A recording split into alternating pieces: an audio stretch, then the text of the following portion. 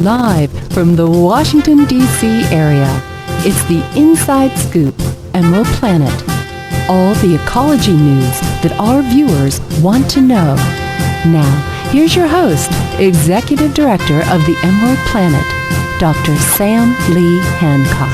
Hello and welcome to the Emerald Planet as we come to you from Washington, D.C. in the United States, looking around the globe in 144 different nations, looking for those 1,000 best practices, the technology, services, and products that are making a difference as we move through the 21st century. And of course, we're looking for that brain trust, the special people that are making a difference as we go to a planet of 9 billion people, and how we're going to provide the basic infrastructure as well as all the needs that they have. And sitting right beside me is a very dynamic young man. This is R. Gore Bolton. He is a private engineer, a professional engineer, CEO of what's called the Group. I like this name. And co-founder of the Piranha Tank. So Gore, welcome. Thank you. Thanks for having us, Dr. Sam. I'm glad to have you with us. Tell us a little bit about the Group. I really like this name. And then why create the Piranha Tank? Sure. So DA Group is short for Diversified Advantage Group. And we basically created a private equity firm that wanted to focus on the new trend of having an advantage and having diversity of thought and action in building businesses. Diversity of thought and action. Of thought and action, to really be able to capture the essence of not only our melting pot in the country, but also our international exposure here in Washington, D.C. that gives us around the world. Yeah, because I was going to say that you've really been reaching out to the world, and that's one of the things that's impressive from what you were doing before, and now that's flowing right into the group. So it is. You really have internationalized everything. And now why Piranha Tank? So we wanted to create really a new movement to answer to some popular shows that are out on TV relevant to how to raise capital. And we really wanted to bring the conversation of technology and really complicated things. We see innovation as being a lot more complicated, but we wanted to have fun with it. Mm-hmm. So literally trying to get the piranhas to be created to invest in businesses that are local. But looking at the piranha, it's a small, vicious little fish, not the big whales of the ocean. Why piranha? Well, first and foremost, it is ferocious. This goes back to the fun. Right. It is ferocious, and it works in community. So with the trending of working in community at a local level, we don't just want to be on Main Street, we want to be mainstream. Mm-hmm. And so by doing that, we can be near where all the people are, and we can also leverage the impact of the current trend in finance of crowdfunding. Piranhas work in a team. They're very efficient, and they work in a crowd. So by going local and being very, very effective and efficient, we can also work as a team in a crowd of piranhas. And I know you're doing that too because you really focus on innovation. This is one of the things we first met. We started talking about that. And then how do you take that innovation and follow that into sustainability, resiliency, and all that? So I can see how you came up with that name. What are you seeing as far as green financing in this world of the Piranha Tank? Well, I think people are starting to understand it, and the voice that we're really trying to address, the addressable market that we have, are all of the brilliant things that people have come up with, and then the business plan of how to make it investable. So it really is the movement in the ecological and the social space of being able to create a sustainable business model. Think of it as the engineer that came up with the Post-it note.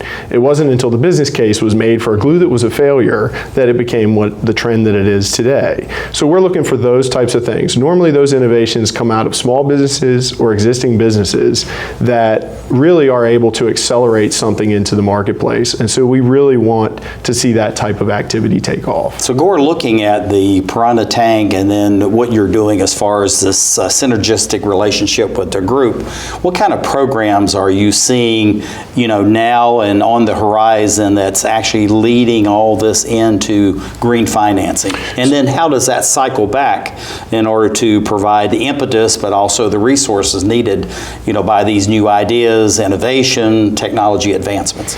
Yeah, what we really like to say is it really is a margin with a mission. We really want businesses that understand how to make a margin, but they really understand their mission and how it impacts everybody else in the ecosystem and in the people, in society. Right. So by doing that and being able to create a trend along a process where people can apply, they can have a community. So we host several programs. We have hackathons, and then we have our actual capital calls and pitch events.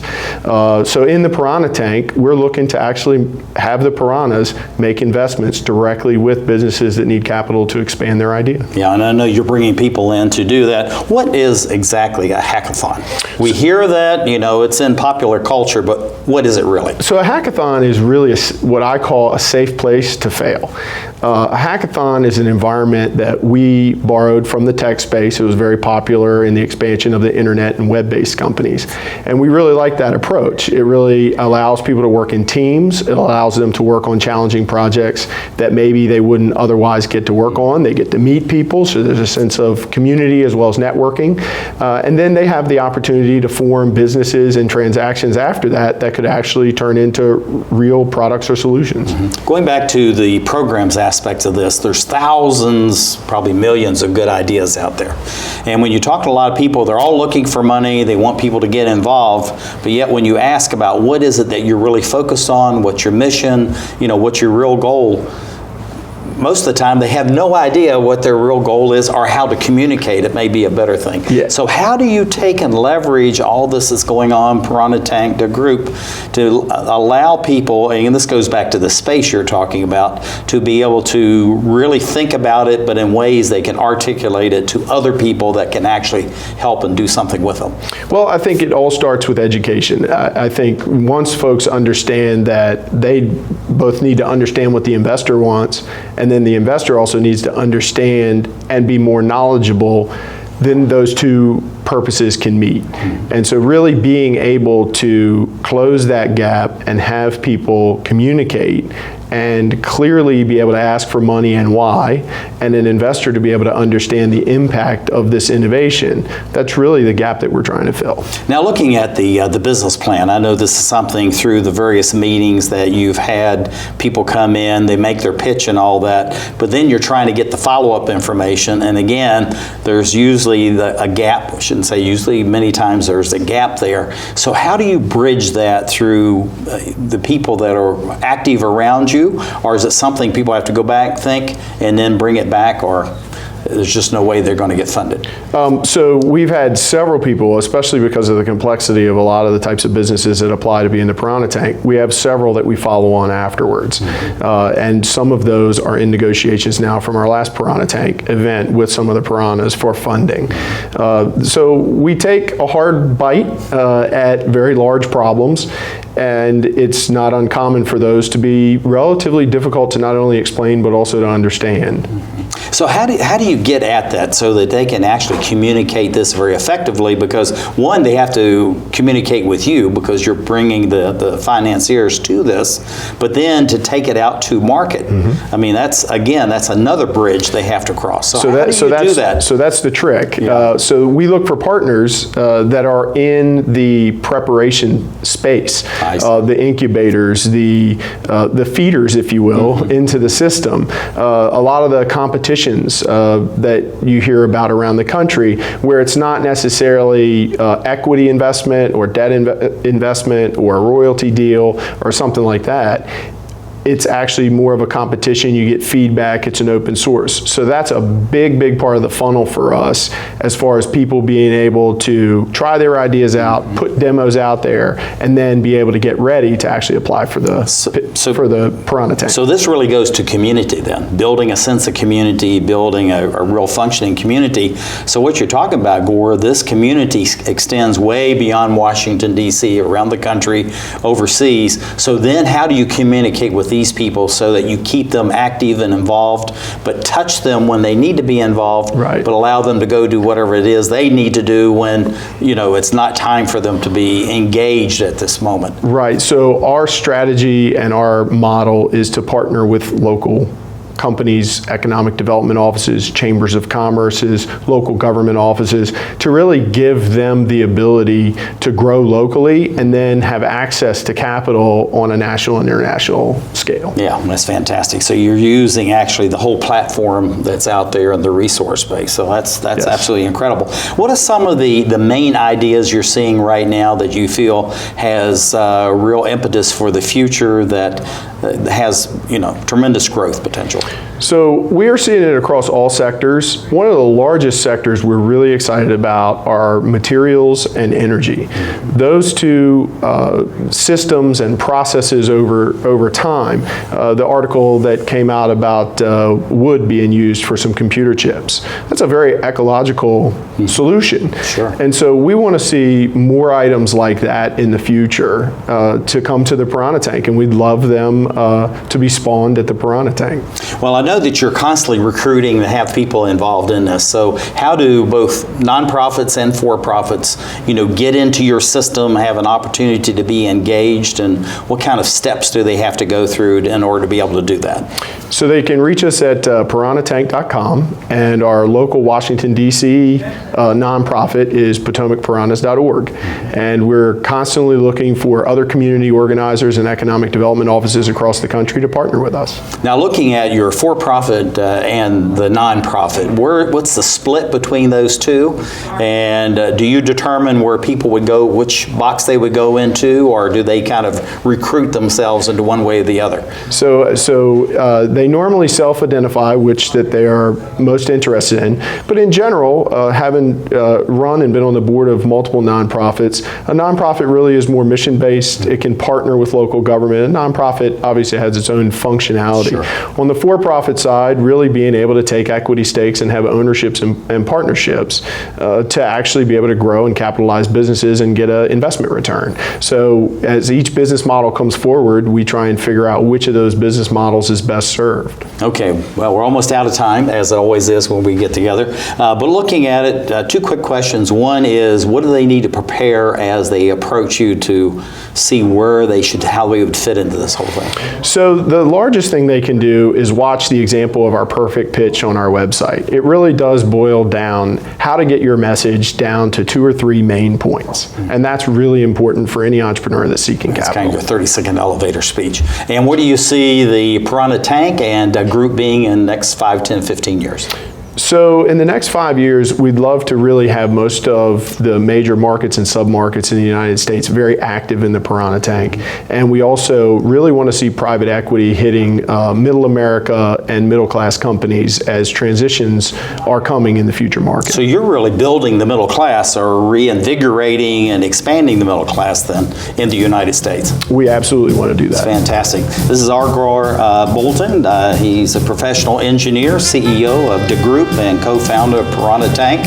All-around good guy, doing a lot of good work in Washington, D.C. and beyond. And thank you for being with us as we look at this topic of green financing and how you can get involved as we look around the globe to create the Emerald Planet.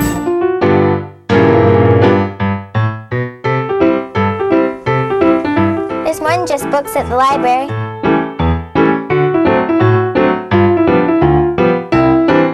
There's more than just books at the library. Excuse me. There's more than just books at the library.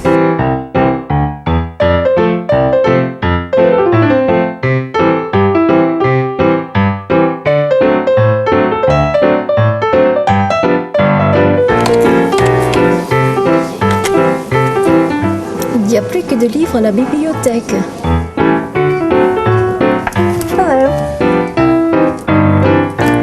A lot of great books here today. You know there's more than just books at the library. I know. There's more than just books at the library. I don't want to be hooked to a machine. I want all the medical treatment available to me. I wouldn't want my family to have to make this decision. My doctor knows what's best for me. An advance directive is your life on your terms. Talk with your family. Decide what's right for you. Then put it in writing. Documenting my wishes today means my family won't have to make heart-wrenching decisions later. To learn more, visit www.putitinwriting.org. 1,200 American youth run away from their homes every day. The National Runaway Switchboard is here to help. 1-800-RUNAWAY. If you are a runaway, thinking about running away from home, or a parent or guardian concerned about issues facing your child, call us 24 hours a day. 1-800-RUNAWAY. In times of crisis, Hope is just a phone call away. 1-800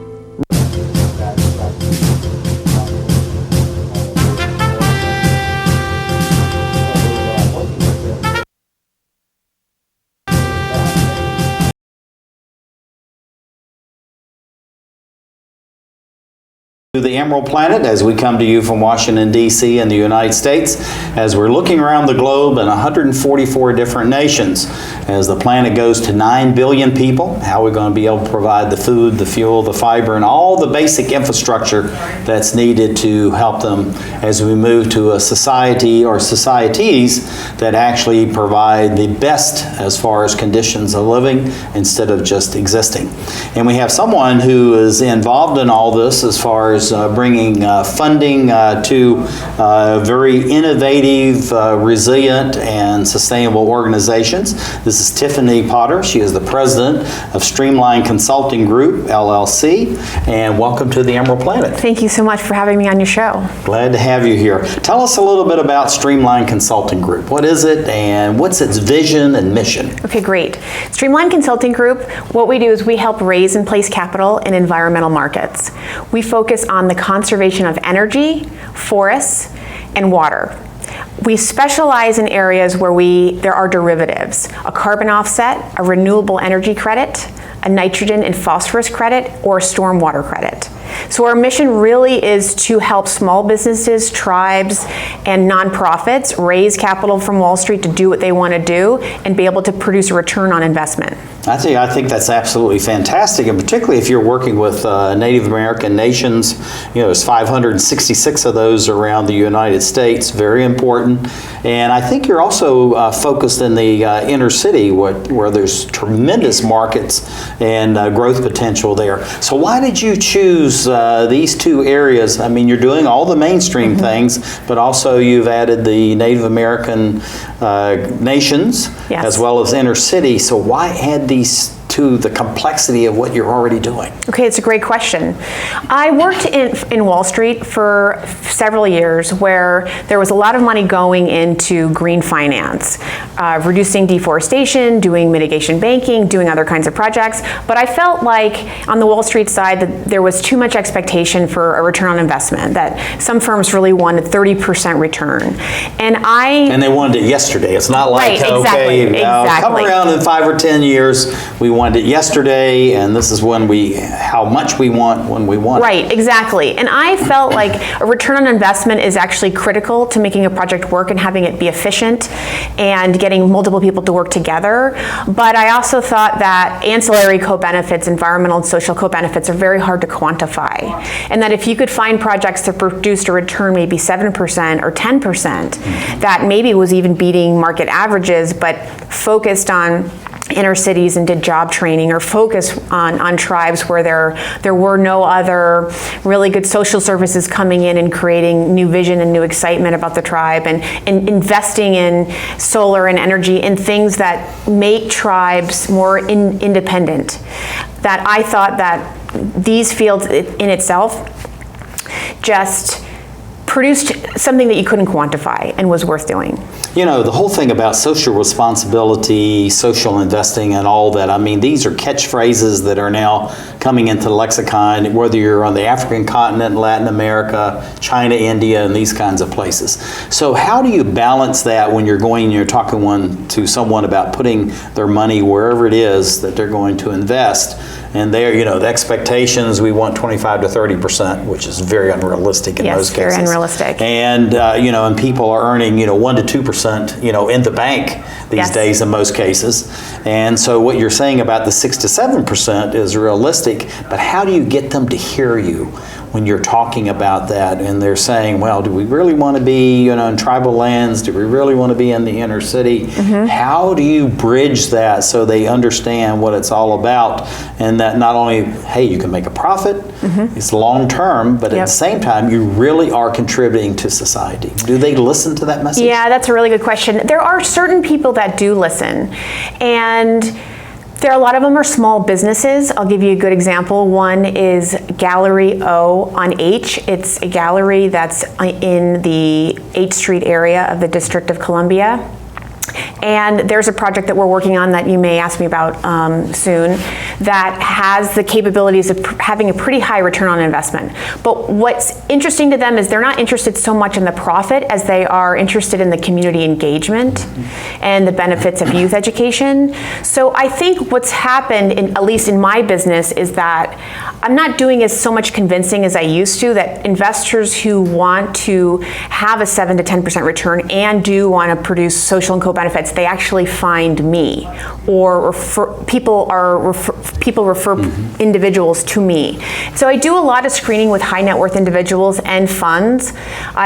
I mean, I make it very clear that it's important to produce that return. It's going to be difficult, and there's some sweat equity that goes into it, but some of the most challenging projects have ended up being incredibly successful. So I guess in terms of asking you, how do you manage that investor, I'll admit that there's a lot of people I choose not to work with. Well, and that's the way it should be, is that it's the whole thing about equally yoked. So people that have the vision, the mission, the objectives in their own lives or with their fund, whatever that may be, as far as the people that you're trying to take them to, because eventually, hopefully, these people are going to meet and they realize, hey, there's real synergy here. Yes. We can move forward, we can do things. And also, too, are you looking at the number of green jobs or the number of green businesses that are created, within these targeted communities? Is that part of this CSR that you're looking at for the investment? Dr. Sam, that's a great question, because that's really important to all of my projects. There is a group called the Gold Standard Foundation, and they're an international nonprofit that focuses on certifying both carbon offsets and water benefit projects. And a part of their process is to produce projects that have environmental and social co-benefits. And creating jobs is a really important part of that process. I love partnering with the Gold Standard Foundation to produce the eco-assets that I do. And right now, I've partnered with the Core Network. They're based in Washington, D.C., and they bring in youth education training, ages 16 to 24, to do job training and placement in the green sector. And so with this Gallery on Gallery O on H, this project is a green roof project that the most important part of it is the civic engagement in doing that youth job training and creating those jobs like you just said. And so you get extra credit in the Gold Standard Foundation certification process when you actually can prove how many green jobs you've done, how much job training you've done. That's fantastic. We were in Ward 8, which is a very challenged area of Washington, D.C. It's yes. less than 5 miles from the Capitol, and has tremendous needs, but yet there's just great resources. People really want to do good, just need the opportunity.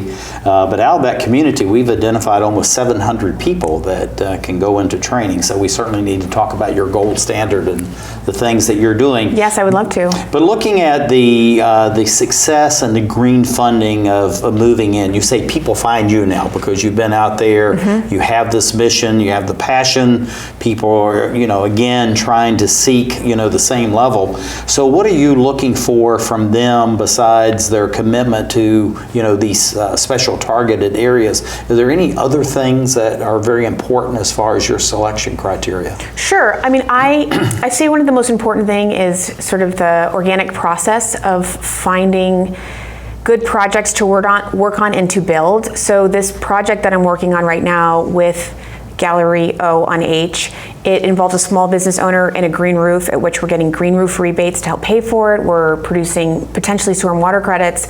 And this project serves as a model for other businesses to show how you can use government financing and the market to fund your projects and involve youth engagement. So what we want to do is build that model. That project is sort of small on the stormwater credit side and the financing side, but we think the model itself can grow very large and into other communities, especially because that community engagement part is so important. And that if you had multiple buildings doing the same model, you could actually store a large amount of stormwater, which could prevent it going into Anacostia and the Potomac River. And we think this model is scalable and repeatable over green roofs all over America.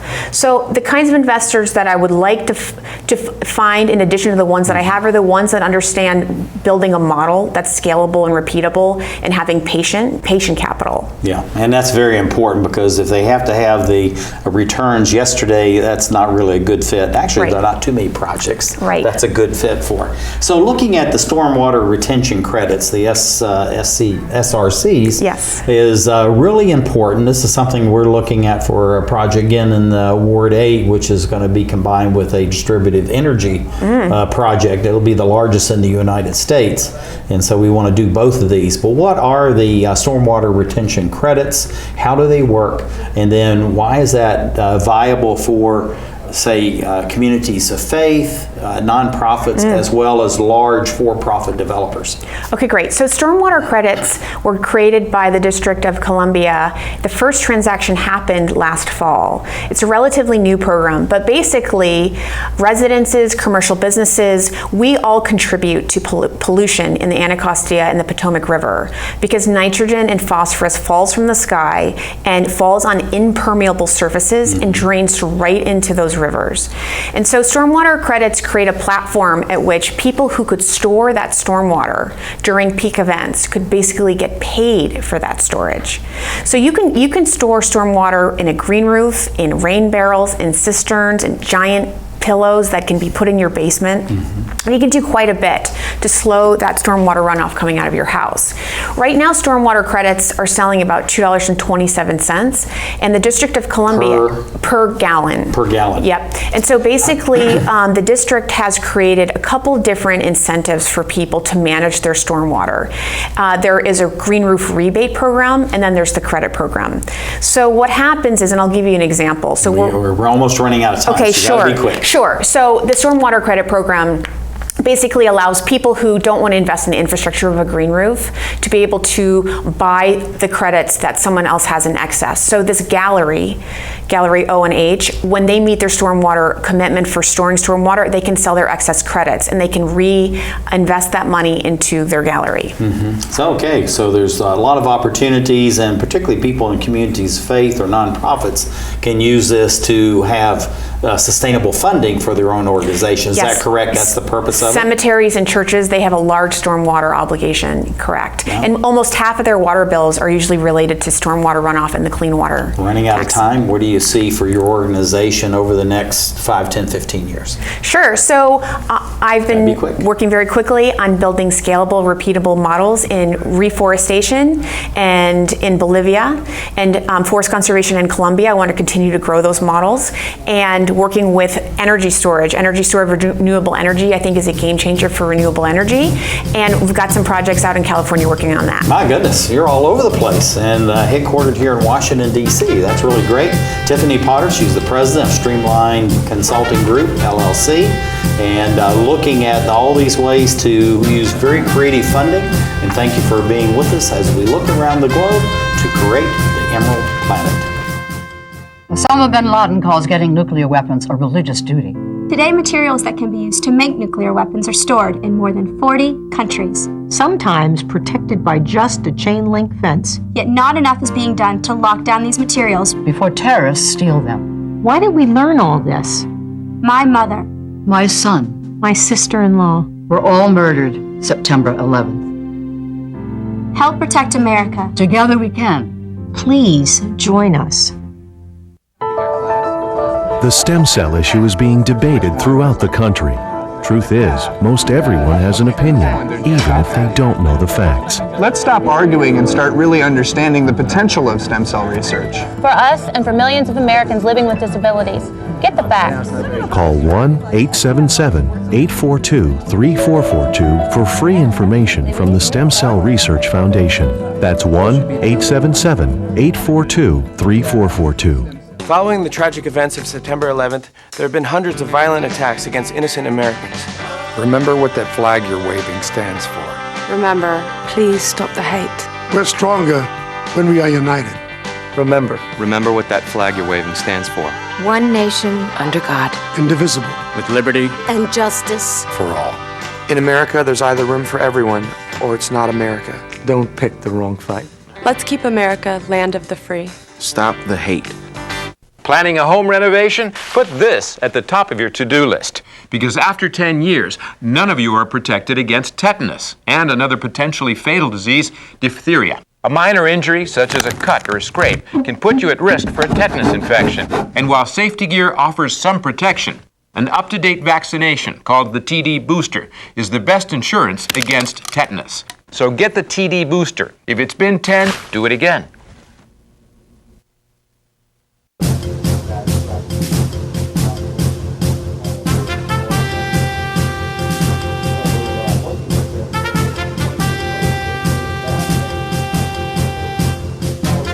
We're back to the Inside Scoop Emerald Planet.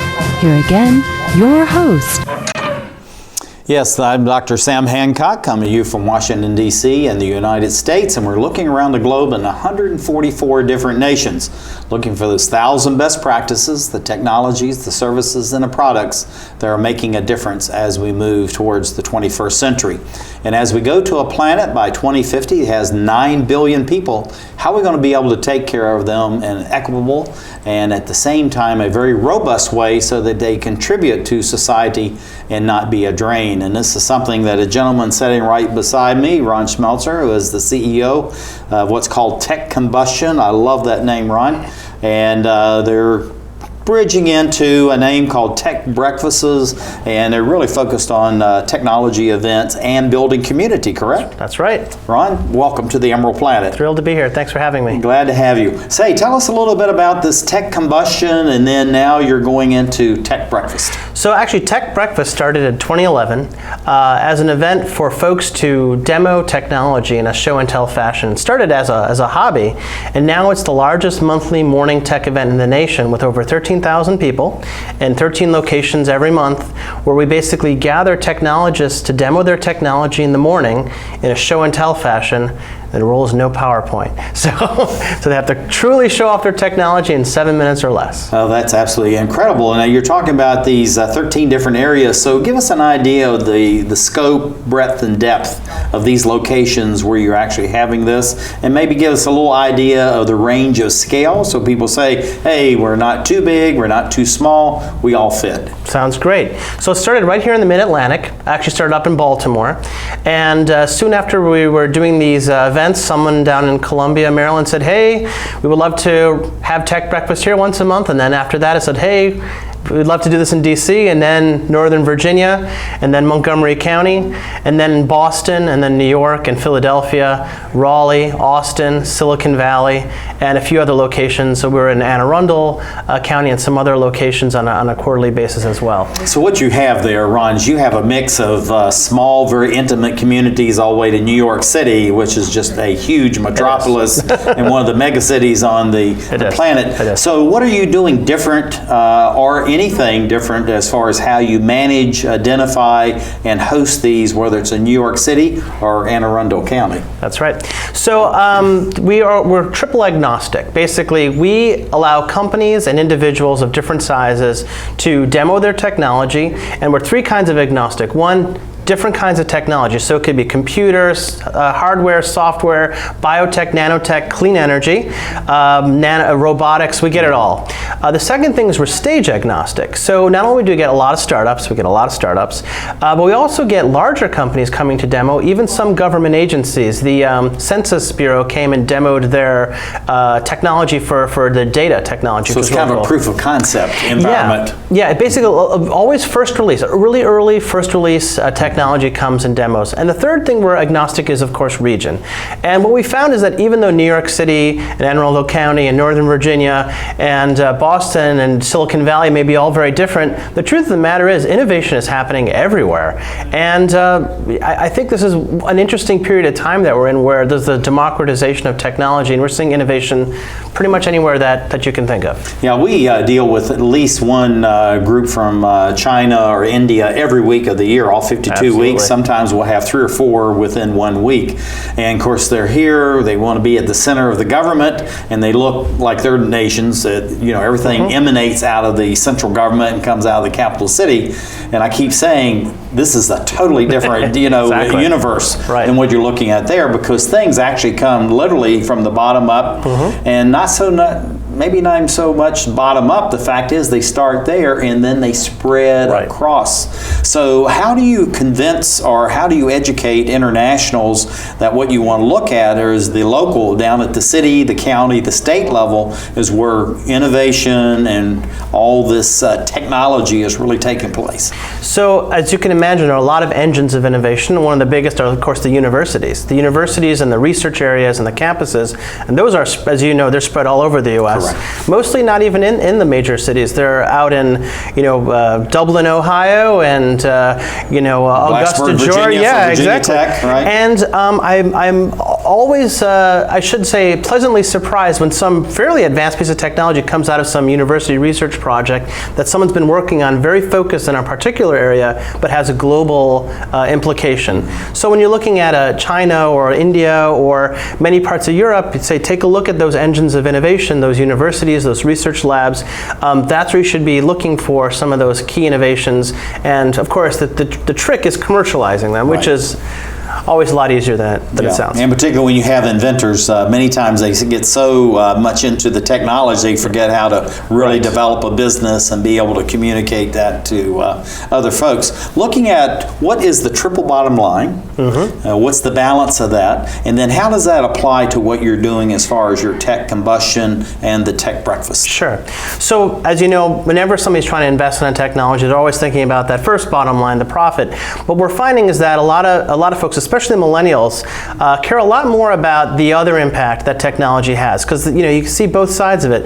Does it have an environmental and a sort of civil impact, and also does it have a societal impact? What impact does this have? And a lot of technologies cut both ways, right? The things that may be good for sort of corporate use can also be very good on the civil and environmental side. So a lot of the things that we're seeing demo now technology, sometimes they sort of defer a little bit on the revenue side and say, well, let's take a look at some of these other implications. It's very important for us to have a positive benefit on society and the environment, and because at the end of the day, we have to live somewhere. Yeah, absolutely. So we want to be part of that. We're sitting in the audience, and we've had a nice breakfast. We're talking with everybody that's around the table with us. Everybody's exchanged their business cards. Someone gives up to do their first demonstration within 7 minutes or less. Right. Then what? So usually, first of all, 7 minutes for demo, and then another 7 minutes of Q&A, questions and answers. And the questions are always very good. People usually ask, about like what market is this for, and how to, is this in the market even? Is this just a proof of concept? Provide specific feedback, and then everybody has an ask. It's like, what are they looking for? Sometimes they're looking for investors, but sometimes they're looking for customers. So you're leaving it open for those that are presenting. Now they can ask back to the audience, and of course that's changing on a event to event, correct? Right, exactly. And it depends on the stage that they're at. If they're a university project, they may be asking for people to help bring them to market. If they're a large company like Microsoft or IBM that are coming, they may be looking for help getting users on it and getting people to adopt the technology. And of course, startups are always looking for or be part of the demo. Exactly, yeah. Okay. Looking at it, what kind of exciting other green innovations, technologies, products that are you seeing coming out that really do have international implications? Can you give us, say, 2 or 3 examples of that? Well, there's plenty of great innovations coming out on the clean energy side of things, of course, not just new battery technology and electronic consumption technology, and much more on the sides of helping companies manage their resource footprint. But we're seeing a lot of stuff on, as you know, there's a lot of stuff going on the peer economy, sharing economy, whether it's Uber and Airbnb and those sorts of things. People are doing the same thing on the environmental side. There's a company that's just helping you find water stations. So if you're looking for a place to get water, it has like a map of all the public water stations, or maybe even companies that are willing to do that. That way you save on plastic bottles and all that sort of stuff. And so we're seeing a lot of technology emerging on sort of the peer economy and all the rest of the traditional environmental focused technologies. And we hear that again. This is another one of those buzzwords, pure economy. What is the pure economy? So the pure economy. How would you define that? Good question. And it really has started emerging basically with the internet. The idea is that everybody has some resource or something that they can share or use for someone else for some purpose, usually for a financial gain. So if you have an extra room in your house, you can rent that out. If you have a car that you can drive someone. If you have a power tool, you can rent that out. And people like this model because it's very decentralized, and it's a really easy way to grow without having the company to invest. So, obviously, if you're a taxi company, you have to buy the resources to drive people around. It's almost like in-kind donation to that, and again, it goes back to the sharing concept of, gee, I have this extra, and down the road, if you have a return or you hit it big, please remember me kind of idea. Is it that loose? And it's also a very old economy idea. The funny thing is people have been doing this like 200 years ago. You're living back about 6,000 years, I think, right? Even more. I have this, sharing my own local community, help the local community out. So. Well, that's fantastic. Okay, we're innovator. We've got this great business idea. I want to develop a good team that's going to be around me. How do I take that so that people feel that I'm really a fundable business? So a fundable business is obviously, there's a lot of focus here, and there's a slight difference between the East Coast and the West Coast mentality about this. But I would say that the primary thing is you need those three core things in your business to make this work. Obviously, you need a concept with a market and a product that basically fits that market well. It's a so-called product market fit. The second thing is it helps to have a team built around you that has expertise in something that's related to that. So it's that money and expertise category. And of course, the third thing is a really good, well thought out way of going to market. The whole go-to-market strategy. Is this something you're going to sell direct, or you're going to go through partners? Because there's a lot of businesses that require what's called a two-sided market, and that is you need to build one side and the other side, and those are usually very difficult, especially these pure economy companies. So you need to have a strategy for doing that, and the best strategies usually win. And the whole thing about that too is that we're really it's building communications, it's building information bridges to many other people. So going back in, we've exchanged our business cards, we've all sat around and had pleasant ideas, we made our pitch, we've had our Q&A. What happens at the end? Do people hang around and they share more ideas? Do they go off in the corner and all of a sudden you got business deals going on? What would be the follow-on to all this energy, the ideas, and the excitement, I would assume, that goes on in your tech breakfast? Well, the events are really for the community. They're free to attend. They're also free to present. So the events are completely sponsorship based. That's really the only model by which we have revenue. And so we're doing this as a way to provide the benefit to the community. So we do two things at our events. The first thing we do is these shout outs. So between the first two presentations and after the last two, we say, is there anybody in this room want to shout out for jobs? So we do a job shout out. Anybody who's hiring, anybody who's looking for a job, so we'll do a job match. The second thing we'll do is an event shout out. So what other events are going on in the community, we'll do an event match. But then what always happens is that the presenters who are there, obviously people want to follow up with them. So we basically provide time and space for them to communicate and interact with those people. And we are thrilled at the communications and the connections that are being made at the events. We got about 10 seconds. Okay. What do you see for the growth of your organization next 5, 10 years? Tech Breakfast is growing like crazy, so expect a Tech Breakfast in a community near you. Oh, that's absolutely fantastic. Anyway, Ron Schmelzer, thank you for being with us. He's the CEO of what's called Tech Combustion and also Tech Breakfast, which is really a focus on tech events and also building community within this technology innovation and resiliency space. Thank you for being with us as we create Emerald Planet. This is firstgov.gov, where we're obsessed with getting you government information. Brand new student loan applications on the site, baby. This calls for a celebration. Where's your uncle? So in the end, it was either take the astronaut gig or come work here. What can I say? Duty called. Dude, that's my cop. Oh, sorry. Yeah. No, I'm pretty sure that's Sam's cop. Oh, sorry. Yeah. No. Sam's. No. Just log on or email us and get what you need. C, change of address form. That's how it's done. D, driver's license renewal. E, emailing Social Security information. Yeah. Okay. Yeah. Nice, we'll allow it. All right, What are those? Government surplus cars for auction. You posted those online last time. No, you did. I'm posting them online this time! For all your government information, firstgov.gov. Oh, So, what have we got here? Sometimes you feel tired. You can't seem to lose those extra pounds off your midsection. And your joints hurt when you take the stairs. Well, you're getting older.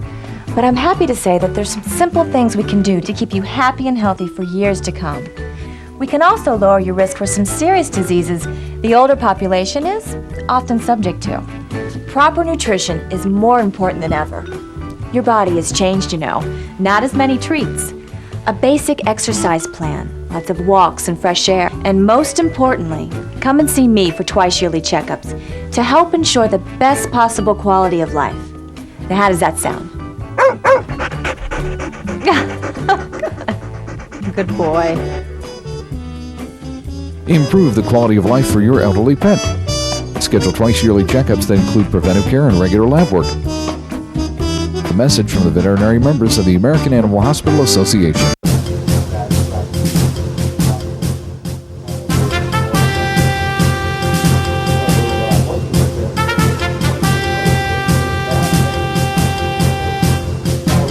We're back to the Inside Scoop Emerald Planet. Here again, your host, Dr. Sam. Hello and welcome to the Emerald Planet as we come to you from Washington, D.C. in the United States as we're looking around the globe for these 1,000 best practices, the technologies, the services, and the products that are making a difference as we move through the 21st century. In order to bring the synergy, resiliency, sustainability, of course you have to have the financing and the people that are going to make a difference as we move towards a population base by 2050 of about 9 billion people. And so there's a lot of energy there, but at the same time, we need to look how we're going to be able to take care of 2 billion new people that are going to join us on the planet. And Rehan Daur is the CEO of Value Bridge International. This is a great name, Value Bridge. And we're going to talk about that quite a bit, Rehan, and thank you for being here. But welcome to the Emerald Planet TV. Great. Well, thank you for having me here, and I'm looking forward to our conversation. Tell us a little bit about Value Bridge International and how do you go about identifying green technologies, innovation, inventors even, that come into what it is that you're doing to take back out to the community? So Value Bridge International was created primarily to allow companies to take innovative ideas, develop the right strategy, and then be able to truly create effective execution plans and then align the right kind of capital to make sure it's going to succeed over time. And one of the biggest things that we see here is I would call it a revolution in the global change. The tectonic platelets are shifting, and I think the change is going to happen in every sector, from the healthcare, education, alternative energy, agriculture, finance and banking. Yeah. And so this is a huge change that's occurring right now. Now we're looking, the new buzzword, of course, there's many of those, but one is green financing. What is green financing, if such a thing really does exist?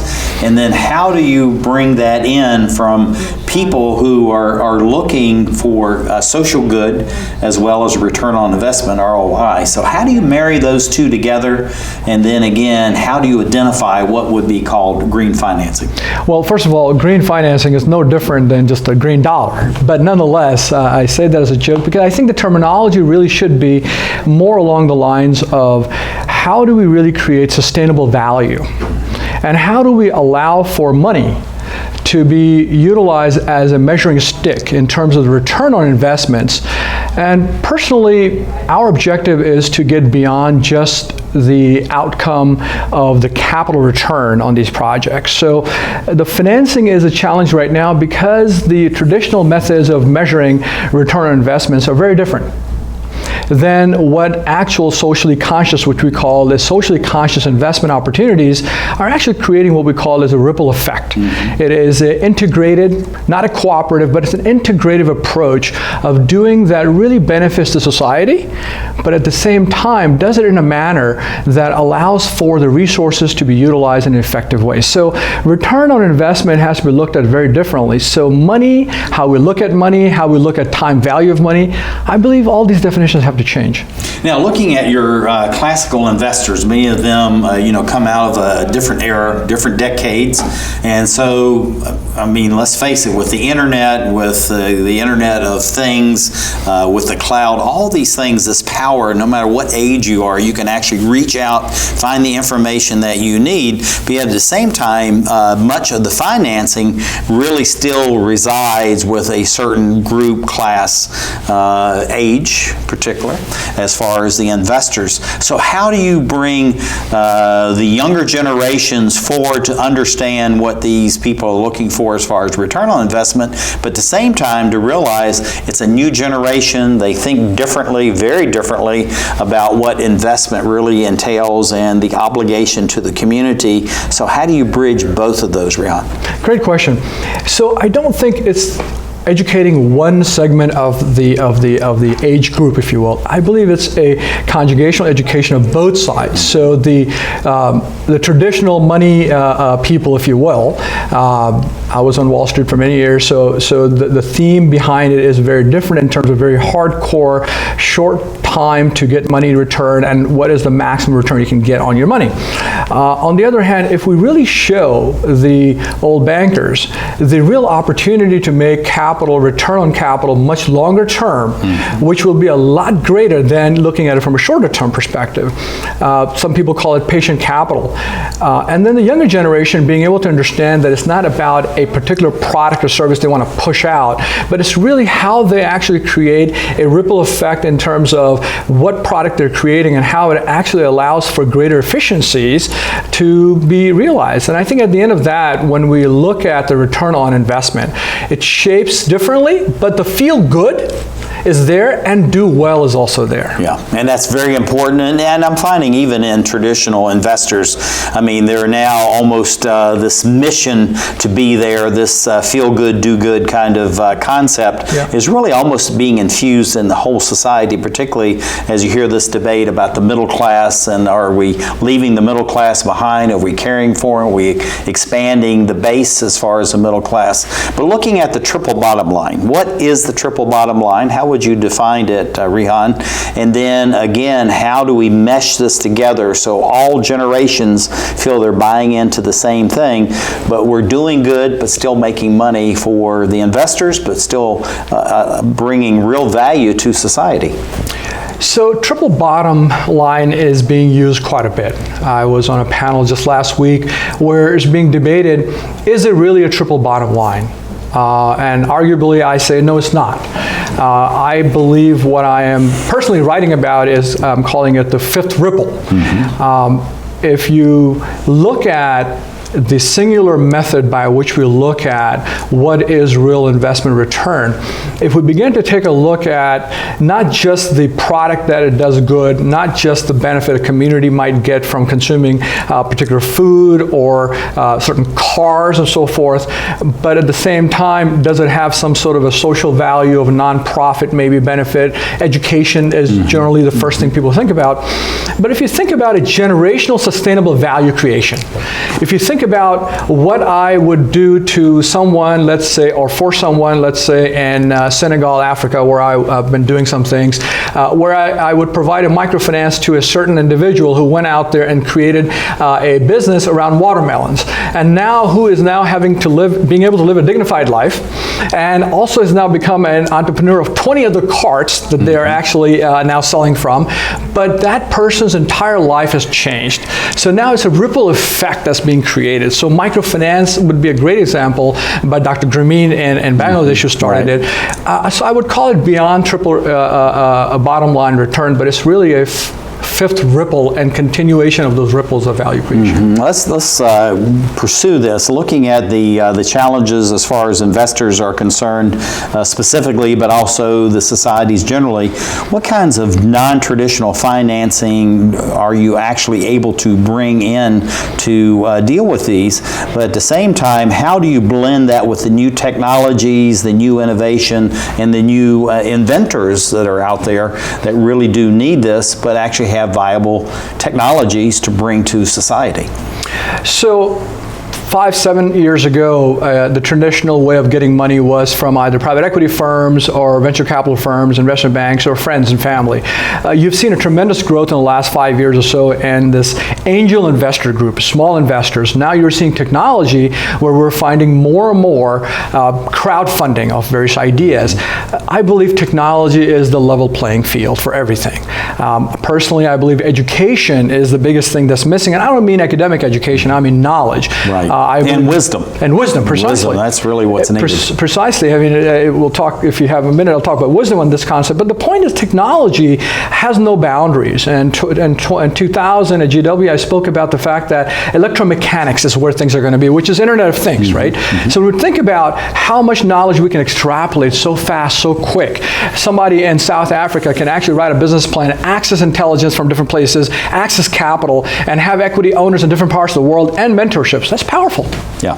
Yeah, looking at this whole thing about the various companies that you've been dealing with, what kinds of successes are you seeing, Rehan, as far as what you've been doing to date, and what do you see on the horizon as far as opportunities for the future? Sure. The alternative energy side is very exciting. Also, the health tech is extremely exciting. We're seeing a lot of changes going on in the health tech side, of course. Education technology started 5 years ago, and I've been personally involved deeply in the education side. So we're seeing, what we're seeing actually is major capability for people to benefit in the space of young guys coming out of college, or gals, and being able to engage with large institutions very quickly, because the solution they're providing is so fast and so integrated within the current institution. So it's not about getting rid of the old. I call it renovation and the reimagination model. Looking at this as far as return on investment, getting people involved, and this is really going back to this idea of people in universities, or could be in a technical college or whatever it may be, but all of a sudden they're interacting with people in very large multinational corporations because they have a need for an application. Someone is able to create that. So looking at the community it's in between this, how do they look at this triple bottom line and the fact that you're now merging these various age groups in real time? Yeah, that's going to be a challenge. Let's put it this way. I mean, corporations are having difficulty with what they call millennials, who like to work where they want to work, how they want to work, and so forth. And the traditional world where we all grew up in is used to having a structured life and so forth. And I think it's just a matter of time. And what I mean by that is, if the traditional world begins to look at ideas and innovation, not in a box, and you've heard the terminology, think outside the box. My next article really says, throw away the box, just think. Just think. And I think what we're finding is the older institutions are finding this open space thinking. And like many companies, large companies, are now opening up spaces where people can together, elder generation, younger generation, think and idealize. And I think that's powerful. Yeah. Looking at, we're almost out of time. We got to be quick, 20, 30 seconds. What advice do you give to the inventors, the investors, and the innovators, and what they need to think about as we move forward the next 5, 10, 15 years? Very simple. Got to be quick. Yeah, very simple. If they can think beyond how quickly they can make the money, and they can really think about how they can make the human lives better in every aspect of what they do, I believe the demand for all of those things they do will be just rising. Absolutely fantastic. This is Rehan Dawar, who is CEO of Value Bridge International. And thank you for being with us. Thank you. You did an absolutely great job. And I know that you probably give lots of speeches, as you've told me, very expensive in the international marketplace. But thank you for being on the Emerald Planet to share these ideas with us, Rehan. And thank you for being with us as we create the Emerald Planet.